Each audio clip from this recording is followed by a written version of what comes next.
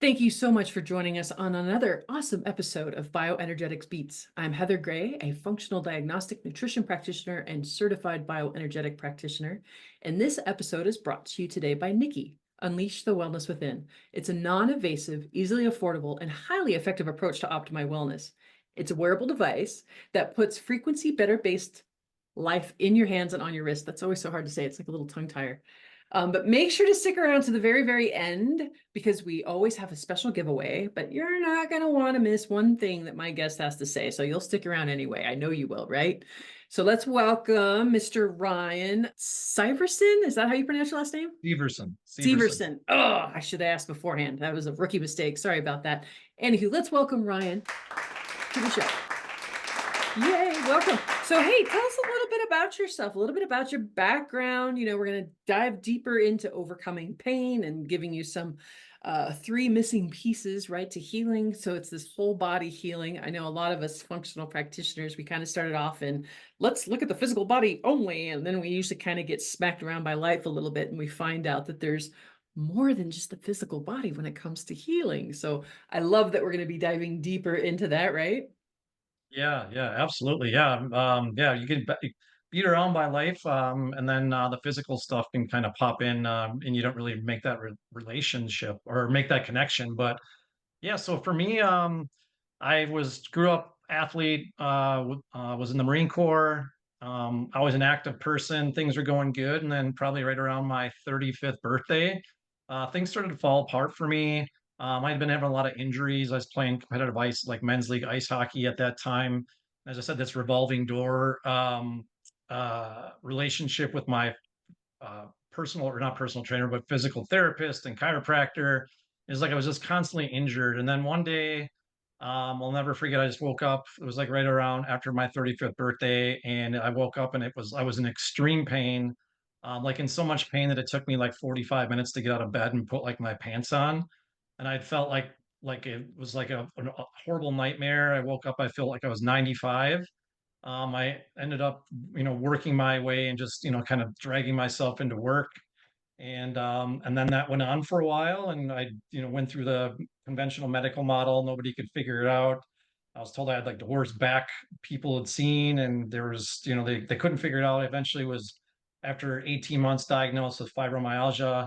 And around that same time, I started reading Richie Shoemaker's book, Surviving Mold, and I started making connections. And I was like, well, hey, I brought that to the head of integrative medicine. I'm like, let's, can we explore these labs and stuff like that? They're absolutely not. You have fibromyalgia. So, Oh, um, no. yeah. And so I was like, I did my research on that. And I knew that, a lot of times that's generally a diagnosis of exclusion because I didn't have, I was told my labs look fine. I'm sure you know all this and like your clients and stuff as well. So I just continued looking and I'll never forget this was like Thanksgiving of 2011. I was home back in Minnesota because I lived in Chicago and I got a call from my environmental inspector and he's like, "Are you home right now?" And I'm like, "No, back home for Thanksgiving." Why? He's like, "Good. Don't go to your home. It's like the level of Stachybotrys in your home is like off the charts. Like you need to get out of that place like right away. That's why you're not feeling good." So Wait, it's like, oh, did you see any? Was there any visual mold in your place? there was no visual mold. I suspected it because I could smell like a musty smell, but there was absolutely no visible mold in my home at all. Unbelievable. I got so sick of being gaslit. Like I went into a building, I could smell the musty, and they're like, "Oh, that's just must. That's just a mildew. It's okay." And I'm like, "No, that's mold." Yeah, it was. I got really crazy there for a while too, because like my mom's got like a bloodhound nose, and when they would come in town, I was like smelling like the outlets because I could smell the mold coming from behind the wall, the drywall. I'm like, "Mom, can you smell this?" And she's like, "You're crazy. Like, I think you need to go to therapy." And so, I mean, being gaslit by parents, by the medical community, and like the first person that validated me was this mold inspector. So that felt relieving. And yeah, so from there, I ended up trying to remediate, spent like $20,000. They told me that the unit below mine was pretty much covered in mold that had been foreclosed on, so there was nobody there to fix it. I wasn't going to fix that unit. So I ended up walking away from my home, let it go into foreclosure, which led to a bunch of other financial stuff. And getting out of the home, I felt better. But then shortly after that, other symptoms came up, and then went through more doctors. Eventually, was diagnosed with Lyme disease, and then I spent the next 7 years, or that was like 2 years into it. So the next 5 years, like really trying to get my health back and diving into literature and research and finding mentors, which is not the easiest to do in these chronic illness stuff. Even like in the city of Chicago, like there was hardly anybody that knew anything about it, and so it was I was, I had to do a lot of this research on my own, and eventually got into remission in 2017, and I've been in remission ever since. So, Fabulous. It's even frustrating because even, we got the Lyme literate medical doctors out there these days, which is great. It's a step above, at least doctors that are informed. But as we know, as these practitioners, we're both FDNs, woohoo. And then you're also a whole psychology methods certified person. And then what was the other certification you had?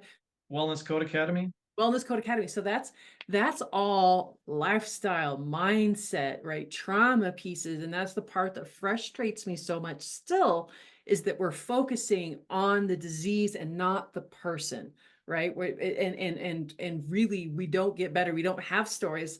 You don't have a lot of stories like yours and mine out there without actually treating the whole person. So that's why I love that we're going to be diving deeper into this. So tell me a little bit about how you got into these lines of works. Like, how did you find these certifications and how did that all come about?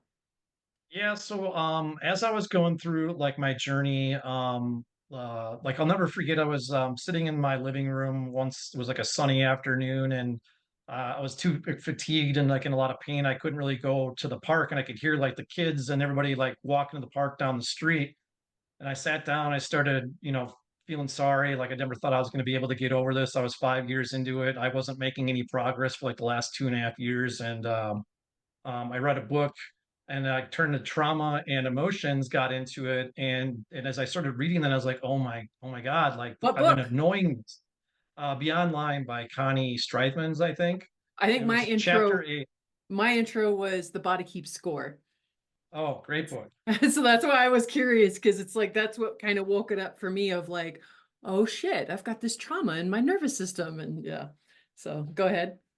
Yeah, so I read that and it really like resonated with me, and I was like, okay, it's time to stop just focusing on the physical aspects of the body and like all that. So I started going in deeper and realizing, Wait, say that again for the people in the back.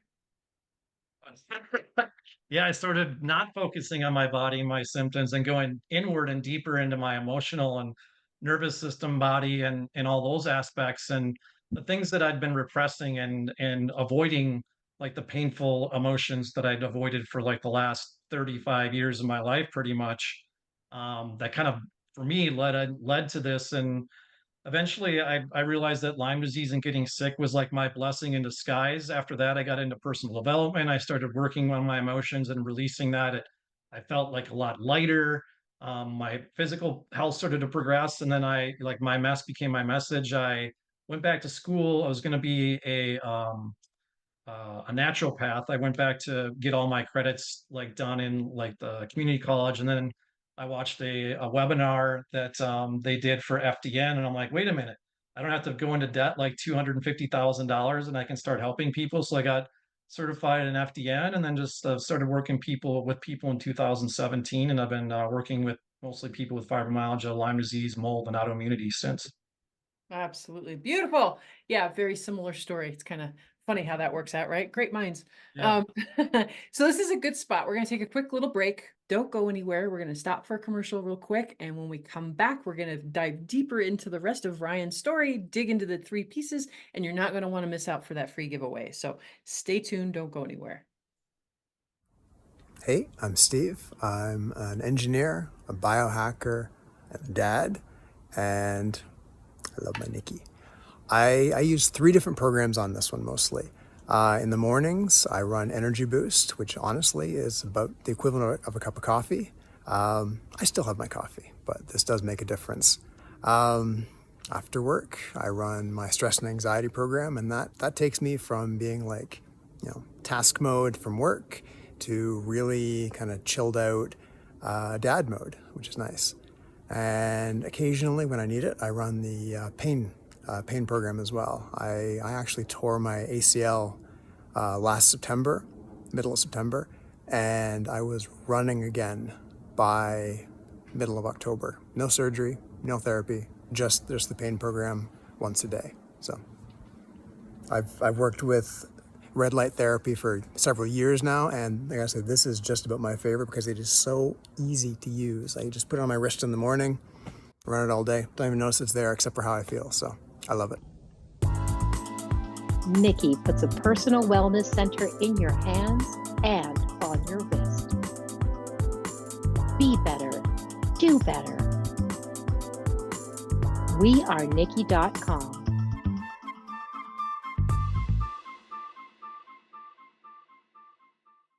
Yay, welcome back. I love digging deeper. Let's dig deeper, Mr. Ryan. Overcoming pain, the 3 missing pieces to healing. And it can be 3 or 4 or 5. I just picked 3 because it sounds good, the Holy Trinity.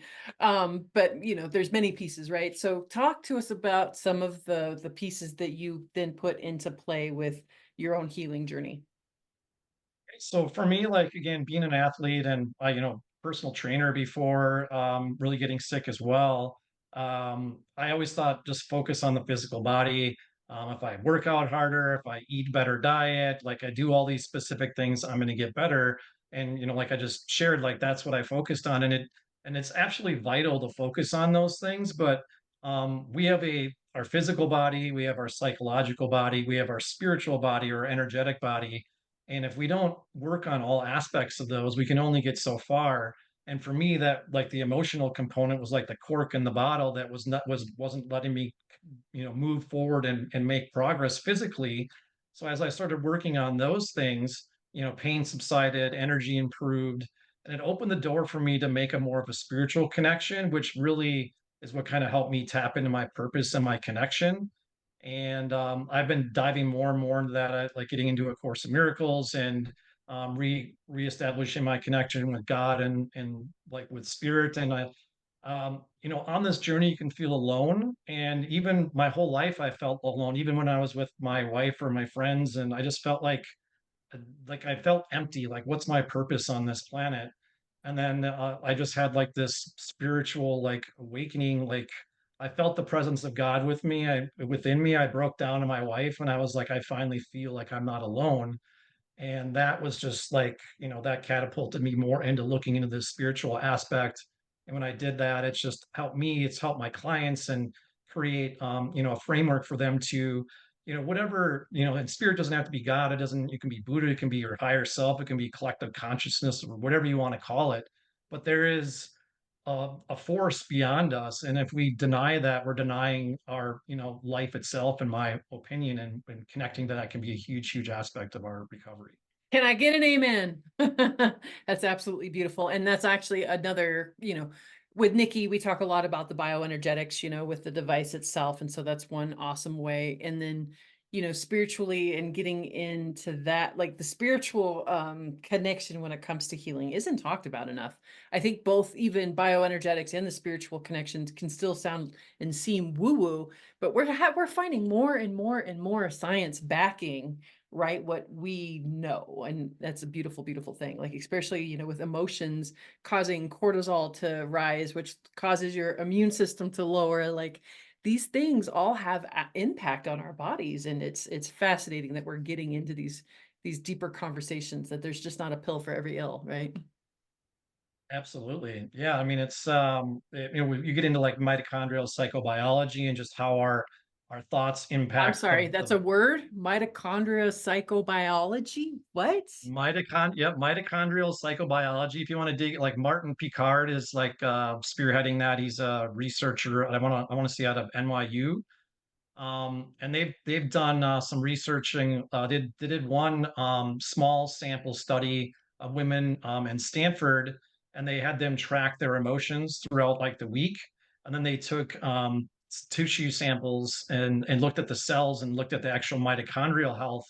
And those that were saying that their emotions were better that evening before going to bed, their cell function down to the mitochondria were functioning better, whereas those who had stronger emotional difficulties during that research or that period, they saw changes in the mitochondria.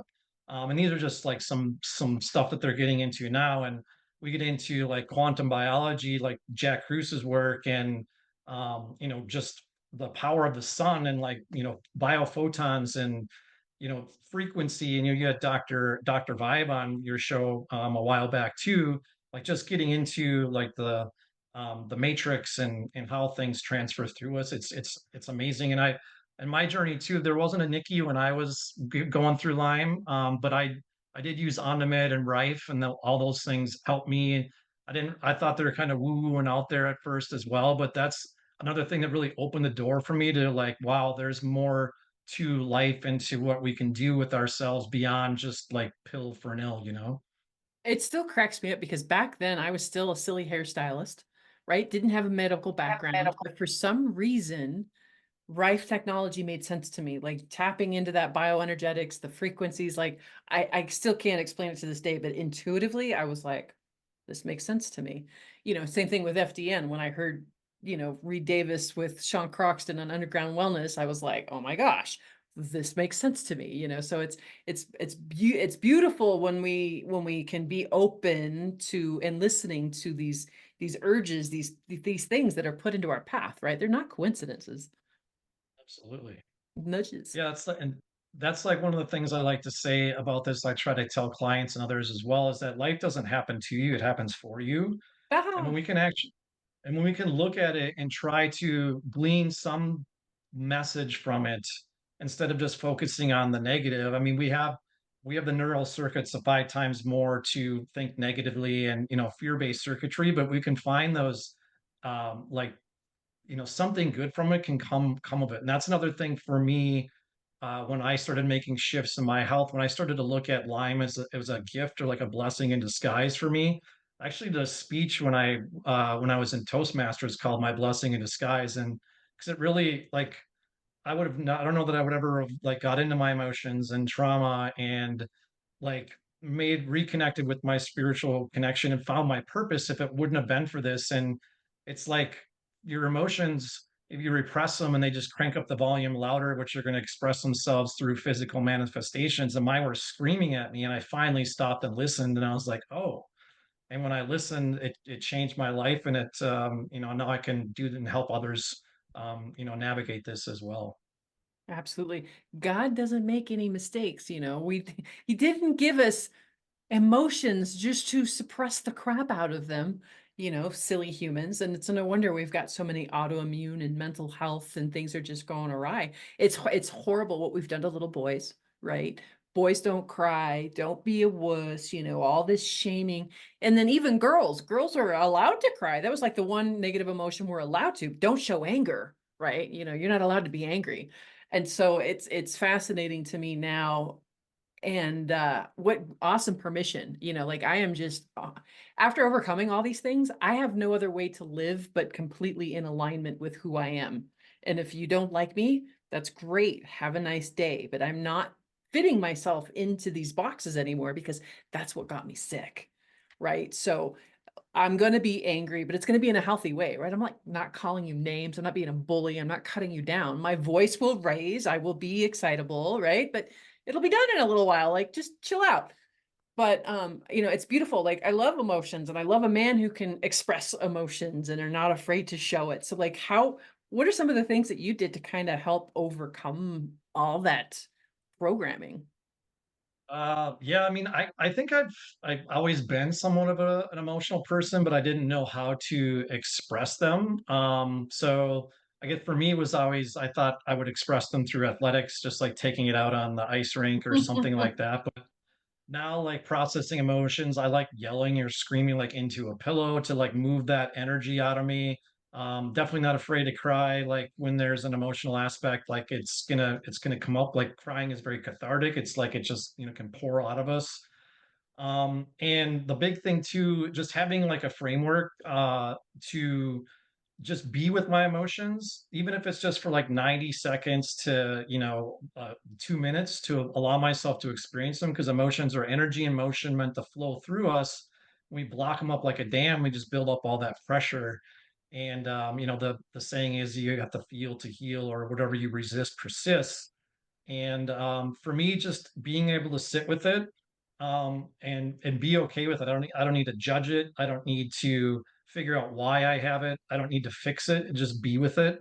And there could be a message with it or not. And then I can transmute that energy into something more positive through like EFT tapping or some sort of breath work or meditation or some other aspects that can transmute that. As Einstein said, neither energy can either be created nor destroyed, and energy or emotions are energy. So we can transmute those into things that can be more supportive for us. Absolutely. So as we're starting to kind of wind down on time here, what are the last little nugget do you have for us? Best nugget do I have for us? We kind of I covered some think of the really spiritual aspect, the bioenergetic aspect, the trauma, the emotional aspect. I'll trust your intuition and like tapping into that. And this is one thing that was a really big problem for me, and I see it actually with a lot of my clients as well, is that we live in our head and we disconnect from our heart. And so if you can just let go and allow yourself to tap in and move into your heart, if that's going to use some heart math like heart-centered breathing or whatever, and tap into it, because our heart is what is the magnetic force that's pulling things and bringing things into our lives. It's much bigger than the magnetic force of our brain, and we can tap into that. We can tap into our intuition. And I think part of going through life and just as you mentioned earlier, suppressing our emotions. Boys don't cry, like girls do this, and so we start to disregard our intuition, especially in chronic illness community, when you've been gaslighted by doctors and something's wrong and they're telling you it's not, and you start to doubt yourself. But don't doubt yourself. Trust your intuition and go with it, because I'll tell you, every time I've gone against my intuition, I've gotten burned, and I've learned to really listen to it, and tapping into it can be an amazing guide and healer for you. Absolutely, 110%. Hey, so how can people find out more about you? What are you putting out there these days? Like, this is the shameless plug time of the show. Sure. Yes. If you want to learn more about me, the best place to catch me is on Instagram. You can find me at Ryan_Syverson. That's RYAN _SYVERSON. On Facebook is Ryan Syverson, or you can visit me at my website at www.yoursublimelife.com, and that's SUBLYME I life.com. see what you did there. Yeah. I like it. Sublime. I love it, actually. Very clever, very clever. Yep. Fantastic. Yeah. Thank you so much for joining us today. You'll find all that stuff in the show notes. Also, to make sure to visit wearenikki.com/podcast, put in BioBeats for an extra 10% off.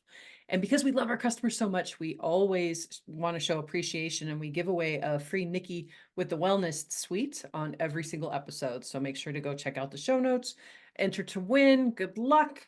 Stay tuned and have a healthy day. Thanks for joining us. My Nikki helps me sleep better at night and helps me feel less stressed. There's a new word for wellness, Nikki. Nikki, the bioenergetic wearable designed to help you feel better and perform better. Other wearables just track how you're doing. Nikki is about helping you do better. Touch the Nikki screen to choose the frequency you want for what you want to do and how you want to feel. Nikki puts a personal wellness center in your hands and on your wrist. Be better. Do better. wearenikki.com. The views, information, and opinions expressed in this content are solely those of the individuals involved and do not necessarily represent those of Freemedica. Freemedica Technologies, Inc. and its employees are not responsible, nor verifies accuracy any of the information contained in the following content. The primary purpose of this content is to educate and inform. This content does not constitute medical or other professional advice or services.